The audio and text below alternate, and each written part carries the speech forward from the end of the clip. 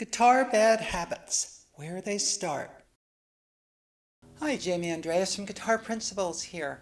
I've been saying for a long time that guitar methods for beginners hurt way more people than they help. They make you do things that you do not have the skill in the fingers to do yet. This poor guitar student is struggling with a so-called beginner piece from the first volume of the Mel Bay method for guitar. But no beginner can handle this piece without struggling unless they have done foundation work on their fingers first. Here's how guitar playing fingers should be trained from the beginning for separation and curvature. This student is playing a piece from the beginning of the Mel Bay method, but his fingers have already been trained with the foundation exercises from the Principles of Correct Practice for Guitar. So he already has separation and curvature and the ability to keep the fingers close to the notes they need to play.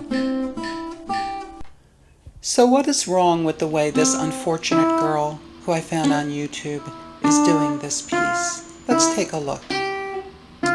When she starts, she presses the first finger down so hard that all her other fingers squeeze toward the first finger, and she struggles to get the third finger to the third fret when needed.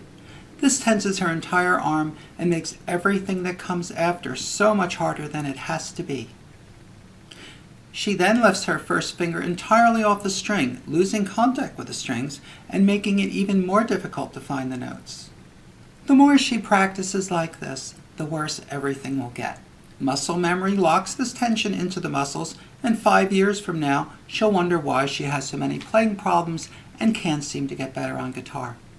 Now, don't get me wrong. The Mel Bay method is a great method for learning guitar if your fingers are already trained for correct movement. But the Mel Bay method will not train your fingers for correct movement. There's only one method for guitar that really trains your fingers to play easily and effectively on guitar, and that is the Principles of Correct Practice for Guitar. It contains the exercises you need to train your fingers to play all other music. If you want to find out how good you could really be on guitar if you got the right training, get the Principles of Correct Practice for Guitar.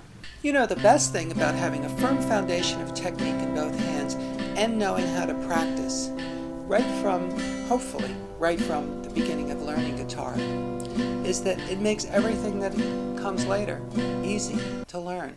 As you can see, as we watch the same student doing with some more complex material later on in Mel Bay and with some difficult scale work. There's no other method like it, and once you study the principles, you'll be able to learn and play all that other music that's been piling up over the years. Click the link above and get my free report on the 10 best things you can do right now to get better on guitar.